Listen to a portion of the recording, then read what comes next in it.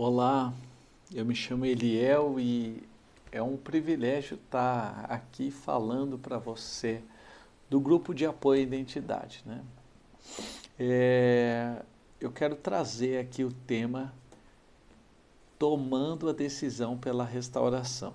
E nesse relato vou trazer um pouco da minha experiência de vida, de como eu luto contra a dependência química e como foi minha experiência de busca pela restauração.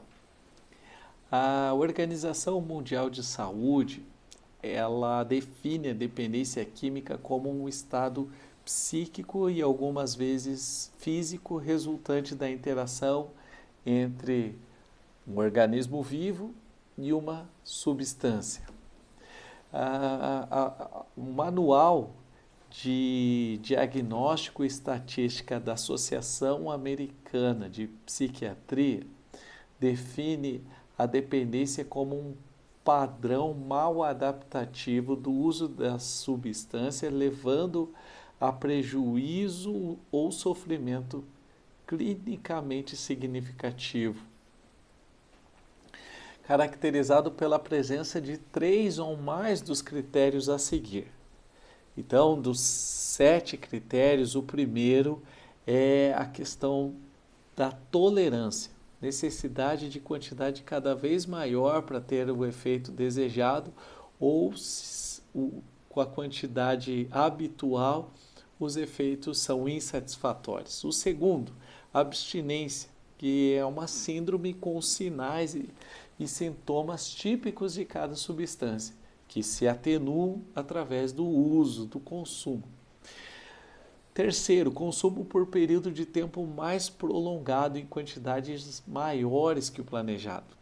Quarto, desejo persistente de uso e incapacidade de controlá-lo. Quinto, muito tempo gasto em atividades para a obtenção da substância. Sexto, redução do círculo social em função da substância. E o sétimo, a persistência do uso da substância, apesar de prejuízos clínicos. Então, a dependência é um fenômeno complexo, com diversas variáveis envolvidas. Podemos pensar aqui num tripé, né, onde o primeiro é o meio ambiente, o cenário em que se desenrola o encontro do indivíduo com a droga, bem como o contexto em que ela é utilizada. O segundo, a substância, né? Devemos considerar a forma de apresentação, acessibilidade, custo, o seu modo de uso, suas características químicas, como potencial para gerar dependência e seus efeitos fisiológicos no organismo. E terceiro, o indivíduo, certamente o mais complexo dos 3 elementos. Em relação à substância, elas podem ser classificadas em 3 tipos. Primeiro, as estimulantes do sistema nervoso central. E aqui nós podemos citar a nicotina, cafeína, cocaína, crack. Segundo, as depressoras do sistema nervoso central. E aqui nós podemos citar os solventes e o álcool. E terceiro, as perturbadoras do sistema nervoso central. E aqui eu cito a mais difundida, a maconha.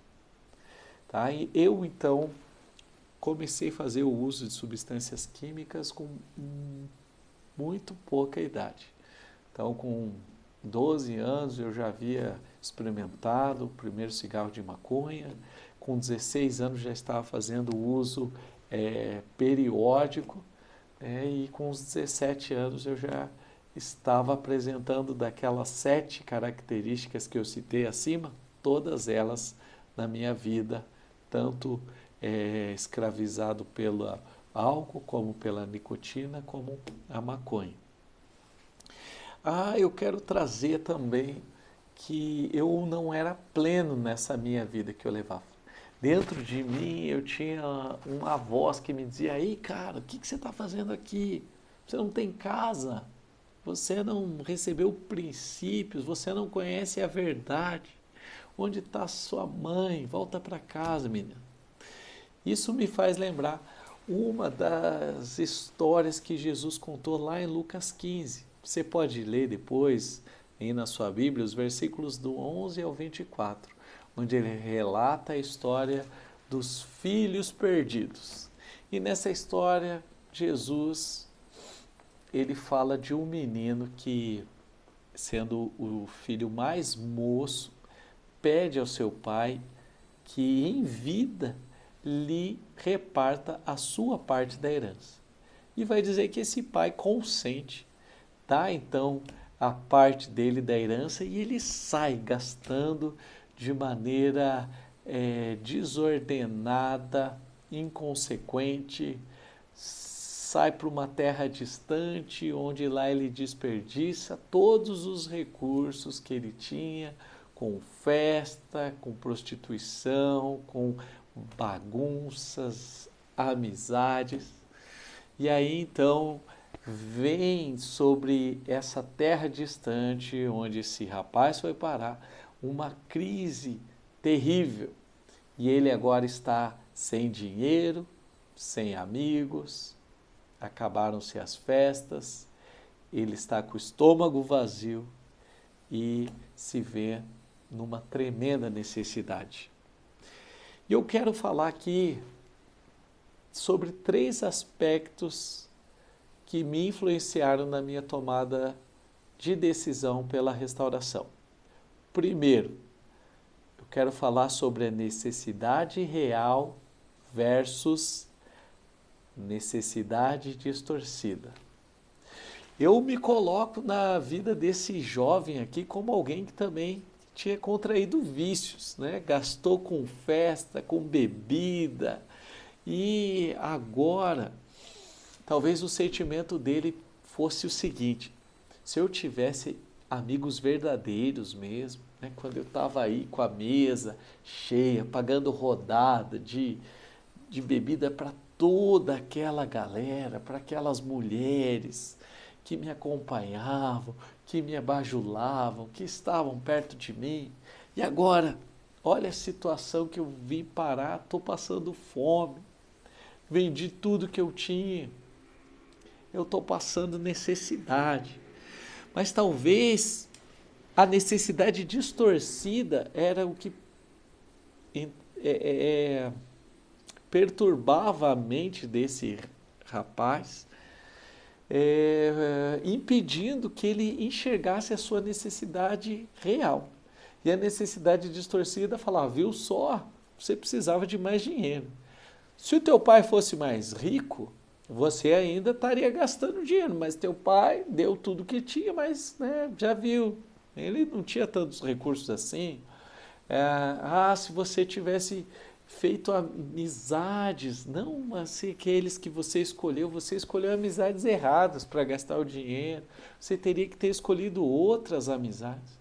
E essa necessidade distorcida, olha, se você traficasse, se você roubasse, se você fizesse isso, aquilo, aquele outro, essa necessidade distorcida prejudicava ele, porque enquanto ele não enxerga o real problema, como que ele pode achar solução para o problema? E aí, a minha percepção, Eliel, equivocada pela drogadição, me apresentava de que eu necessitava era de mais cigarro, mais bebida, um carro, pessoas que me aplaudissem, independente das minhas decisões inconsequentes, das besteiras que eu falava e dessem risadas. Essa era a minha necessidade distorcida. Era disso que eu achava que precisava. E qual era a necessidade real? Podemos colocar aqui, era aquela que quando eu olhava no espelho, meu rosto chupado, os cadarços que eu usava para prender as minhas calças, as minhas bermudas, a minha magreza, a minha saúde debilitada,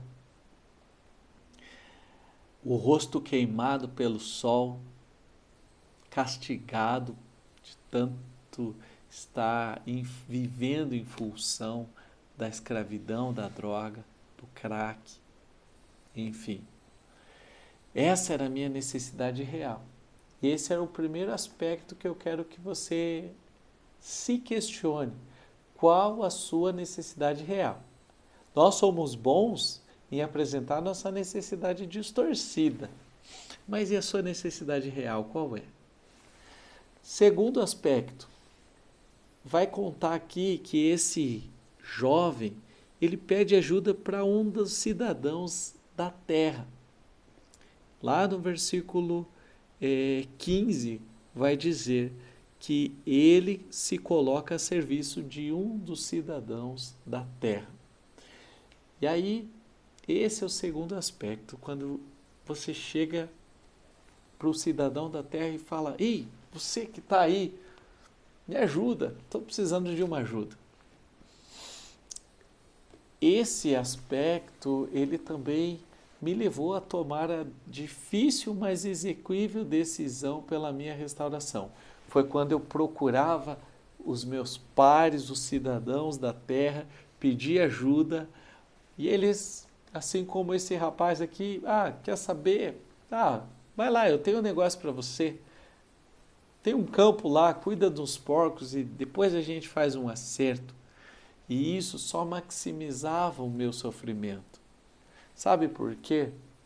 Porque a solução não estava no cidadão da terra, para aquele jovem, para mim, nem para você. Mas é no cidadão do céu, aquele que se esvaziou de toda a sua glória, para se tornar um cidadão da terra, ele sendo 100% cidadão do céu e 100% cidadão da terra, ele tomou sobre ele os nossos pecados, nossa rebeldia, nossa orfandade, nossa separação e levou para o madeiro, para a cruz.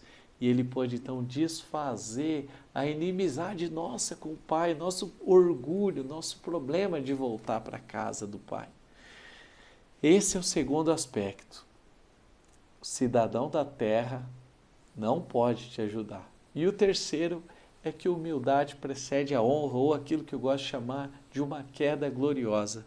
Foi quando diz no versículo 17 de Lucas 15, ele, porém, caindo em si, disse: quantos empregados de meu pai têm fartura de comida e eu estou aqui passando fome? Eu vou me levantar, eu vou mudar essa minha postura e vou voltar para a casa do Pai e vou conversar com Ele. A humildade precede a honra. Um dia eu me senti insatisfeito e infeliz. Um dia eu lembrei dos meus tempos de infância, de quando eu era companheiro de igreja do meu pai, fazia cultinho no lar com ele, tinha sonhos espirituais, visões, experiência com o Espírito Santo. Eu fui criado na escola bíblica dominical. O meu nome, Eliel Tiago da Rocha Messias. Eu estava ali, tendo necessidades distorcidas, querendo comer a comida que os porcos comiam, mas ninguém me dava nada naquela terra distante, onde as minhas decisões inconsequentes e aventureiras me fez parar. Então eu caí em si, voltei para casa, agora não do pai, pois meu pai já havia falecido, mas voltei para a casa da mãe. E ela então me abraçou, me beijou, me restaurou. 2 dias depois, me levou para uma clínica de reabilitação, onde então, dia 15 de março de 2004, eu comecei a minha restauração. Lá eu conheci Jesus no projeto Ceifar, eu conheci o amor do Pai que nunca havia me deixado, eu que tinha virado as costas para Ele. E Ele então me restaurou, me regenerou, fez festa no dia que eu voltei para Ele, pois foi quando eu caí em si que houve a queda do meu orgulho, queda da minha autonomia dele, queda da necessidade distorcida, queda de insistir em pedir ajuda com cidadãos da terra, queda representada por arrependimento dos meus pecados diante do cidadão dos céus, nosso Senhor e Salvador Jesus Cristo. Reflita sobre isso e tome a sua decisão pela sua restauração. Deus o abençoe.